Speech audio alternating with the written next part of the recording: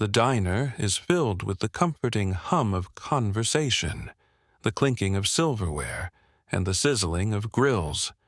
But the atmosphere is about to shift. A group of young, rowdy men, notorious in the town for their bullying and racist behavior, bursts into the diner, laughing loudly and making crude remarks. Their arrival causes a subtle shift in the room as the diners instinctively turn their attention to them, some trying to ignore them, while others exchange uncomfortable glances. Marcus, however, remains unfazed. He continues to sip his coffee, absorbed in the newspaper in front of him. His calm, collected demeanor contrasts sharply with the group's brazen behavior. He doesn't react to their presence. His world is contained within the rustling pages of the paper and the steady rhythm of the diner. What they don't know, what they can't know, is that beneath his bulky physique and quiet demeanor lies a wealth of experience that goes far beyond the scope of their trivial, petty insults. The gang, undeterred by Marcus's apparent indifference, begins to approach his booth. Their leader, a thin, scruffy young man named Ryan, spots Marcus and sneers, his eyes narrowing with a mixture of disgust and confidence. Without hesitation, Ryan slides into the booth across from Marcus, his gang following suit, snickering to themselves. "Hey there, big guy," Ryan sneers, his voice dripping with condescension. "You sure you're at the right place? This is a diner for real folks, not whatever you are." Marcus doesn't look up from his paper. His silence only seems to fuel Ryan's bravado. Ryan leans forward, his tone growing more aggressive. "Got a problem with the way we talk, old man?" Ryan taunts, flicking his fingers near Marcus's coffee cup as if daring him to respond. The gang laughs, egging each other on as they encircle Marcus. The diner's other patrons glance nervously at each other, unsure whether to speak up or stay out of it. Some pretend to keep eating or reading, unwilling to get involved. The tension is thick in the air, and Marcus can feel the weight of their words, but he remains calm. His gaze stays fixed on the newspaper. Ryan's friends start to shout out racially charged slurs, pushing their luck, thinking Marcus will either retreat or react with anger. However, Marcus remains composed. After a long moment of silence, he folds the paper, sets it down on the table, and slowly looks up. His deep, piercing eyes meet Ryan's, and the weight of his presence alone sends a ripple of unease through the group. "What's the matter, tough guy?" Ryan scoffs. "Gonna cry?" Marcus doesn't respond with words, only the quiet strength in his gaze. But as his hand moves to lift his coffee mug, the first signs of something more stirring beneath the surface emerge. Ryan leans in a little closer, sensing a shift, and then something unspoken begins to pass between them.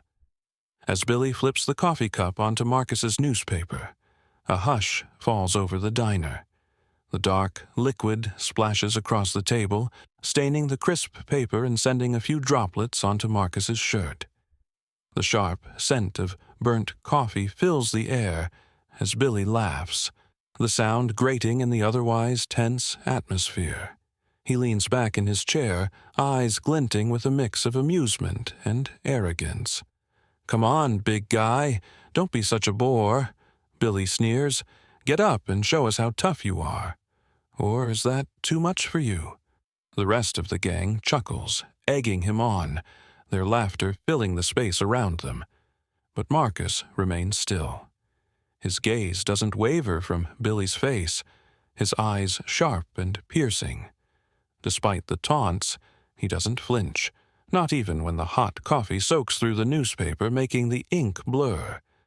His calmness is unnerving, and the room seems to hold its breath in anticipation. After a long, tense silence, Marcus slowly stands up. The gang members instinctively take a step back, but Billy, emboldened by the alcohol in his system and the bravado of his group, leans forward with a mocking smile. "You think you're tough, huh?" Billy spits out, his voice laced with contempt. "You're just some fat guy who can't even defend himself. What's wrong, old man? Are you too scared to do anything?" Marcus towers over them now, his broad frame casting a long shadow. His movements are deliberate, slow, as if he's in no hurry. The diner's patrons watch in silence, some of them holding their breath, unsure whether this will escalate into violence or resolve itself. "I don't want to hurt anyone," Marcus says in a low, controlled voice. His words are simple, but carry an undeniable authority. "I'm not here for trouble, but you need to leave me alone." His calmness seems to confuse Billy. The gang, who had expected an angry outburst or a defensive move, is met only with the quiet strength of a man who has learned to pick his battles. Billy's face contorts with frustration, his arrogance making it difficult to accept Marcus's measured response. "Yeah, right," Billy scoffs.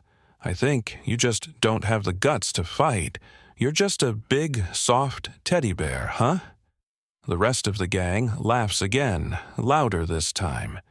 Billy's taunting words only seem to fuel the bravado of his friends.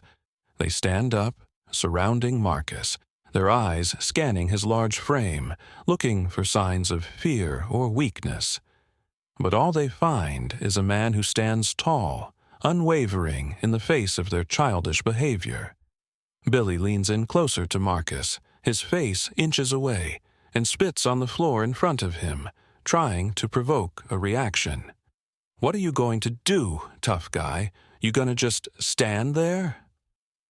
The crowd in the diner watches with bated breath, some of them looking away, unable to stomach the scene.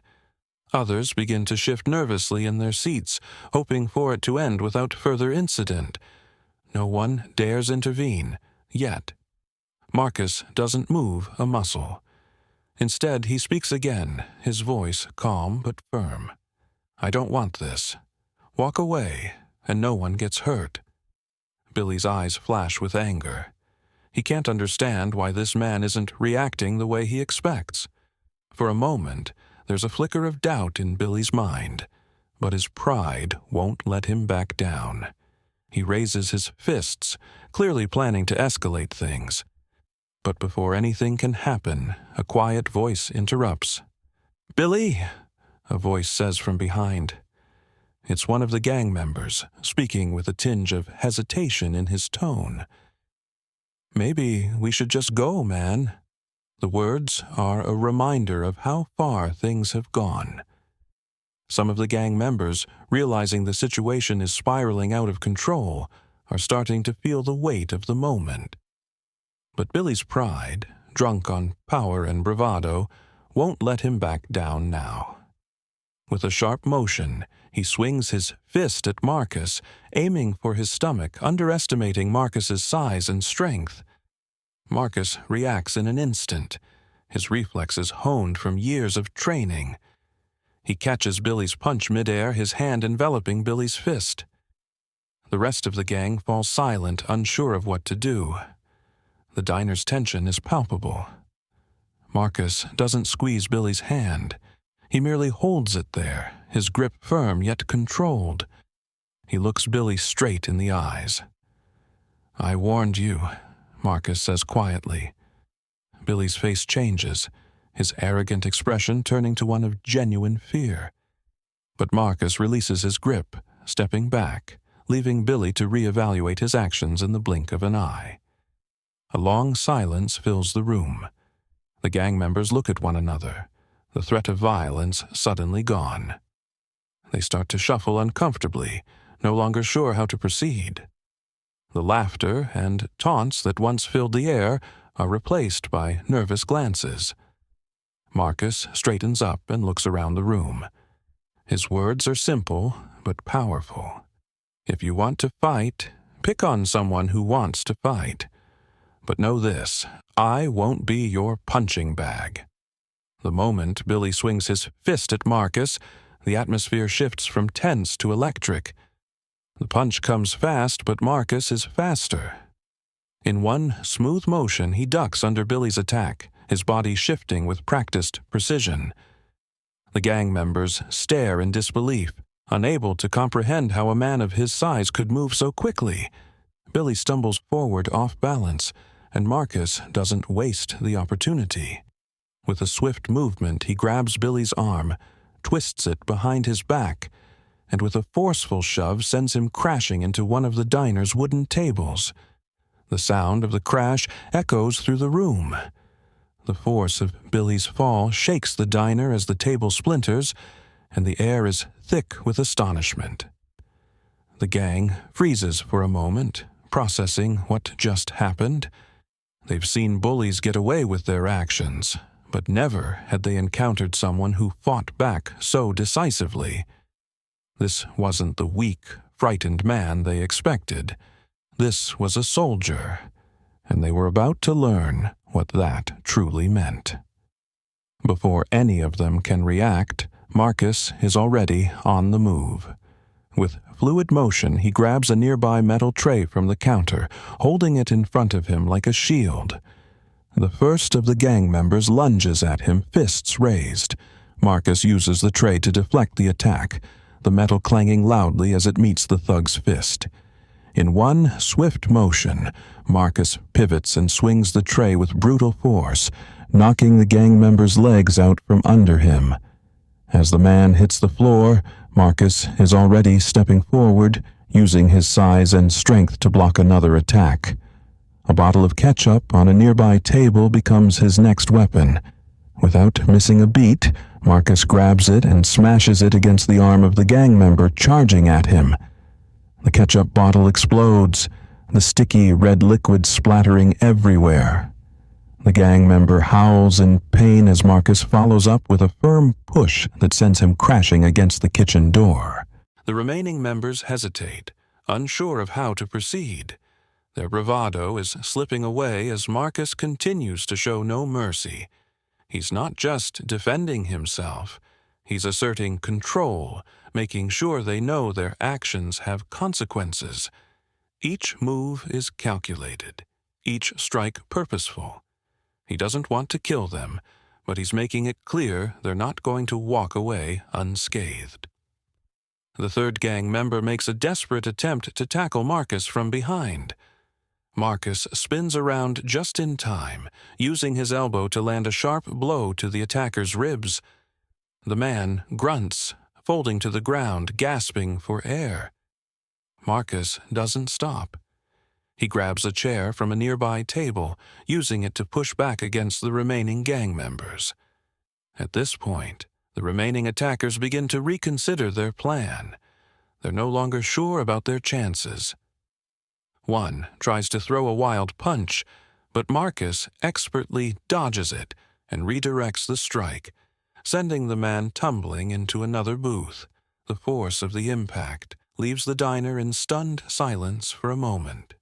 By now, the other patrons who had been silently observing the confrontation begin to rally behind Marcus. The tension in the room starts to shift as whispers of encouragement break through the silence. Slowly, a few begin to clap, others call out words of support, and finally, the entire diner is cheering Marcus on. Their fear is replaced with awe as they witness a real-life hero in action. Seeing the tables turn, the last remaining gang member, who has been standing nervously off to the side, quickly realizes the situation has changed. He looks to his comrades, who are now on the ground, and decides that discretion is the better part of valor. With a swift turn, he bolts out the door, leaving Marcus standing victorious, breathing heavily but calm, the adrenaline beginning to subside. The diner falls into a stunned silence for a moment before the applause breaks out. The patrons, who had initially watched with fear, now cheer for Marcus, some standing up, clapping, others shouting their support.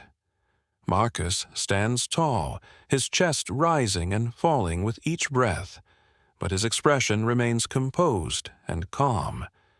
His Marine training is evident in his movements and demeanor. He never loses control, always staying in command of the situation. As the police sirens approach in the distance, the remaining gang members sit on the floor, nursing their wounds. Billy, who was the first to fall, is still dazed, his arrogance now gone, replaced by a clear understanding of what happens when you mess with someone who knows how to fight back. Marcus steps away, walking towards the counter where a shaking waitress hands him a napkin. He wipes the sweat from his forehead, his eyes scanning the room. The clapping subsides, but the respect in the air is palpable. He never wanted to fight. He just wanted to be left alone. But in that moment, he made sure to remind everyone that actions have consequences, and some things are worth standing up for. As the police arrive and begin to take statements, Marcus quietly returns to his booth, his coffee now cold but untouched. He doesn't need to say anything. The message has been sent loud and clear. The bullies who had terrorized the diner were no longer in charge. As the last of the gang members stumble out of the diner, nursing their wounds and humiliated by their defeat, Marcus calmly sits back down in his booth, the cool air settling over him. He reaches for his now cold coffee, unfazed by the chaos that had just unfolded around him. The entire diner had been thrown into turmoil, yet here he was, composed as ever, simply returning to his meal. A curious bystander, who had been silently watching the confrontation unfold, approaches Marcus hesitantly. "How did you know how to fight like that?" the person asks, his voice full of awe. Marcus looks up at the man, his expression calm and matter-of-fact. He takes a slow sip of his coffee before answering. "I spent several years in the Marines. Did some tours in places you probably don't want to know about. I learned to protect myself and others when the situation called for it." The crowd in the diner, many of whom had been silently watching the altercation or avoiding the confrontation altogether, suddenly falls silent. The reality sets in. This quiet, unassuming man who they had so easily dismissed and even underestimated was no ordinary diner patron. He was a seasoned combat veteran, a Marine, who had faced dangers beyond what most could comprehend. Their perception of him shifts in that moment, as the full weight of his actions settles over them. As the din of the room fades into murmurs of disbelief, a few patrons, who had been sitting at the tables, begin to approach Marcus, their expressions filled with both admiration and guilt. The words are hesitant at first, but then they flow more freely. "Thank you," one man says, his voice low. "I should have stood up for you earlier. I didn't realize what was really going on." Another woman adds, "I was scared, but you did what we all should have." Marcus glances at them, his eyes softening. "You don't need to thank me. You're just doing what any decent person should have done." He pauses for a moment, letting the words hang in the air. Then he adds, "But standing by silently when something's wrong? That's the problem. People let things like that happen because they're too afraid to act. Silence is complicity." His words hit the room like a slap. The patrons who had been sitting on the sidelines, too intimidated to speak up, now shift uncomfortably in their seats. They realize that Marcus wasn't just physically stronger than the gang, he was morally stronger too. In a room full of people who had let racism and intimidation go unchecked, Marcus had shown them what true courage looked like. One by one, the patrons nod, some apologizing more than once, acknowledging their own failure to act.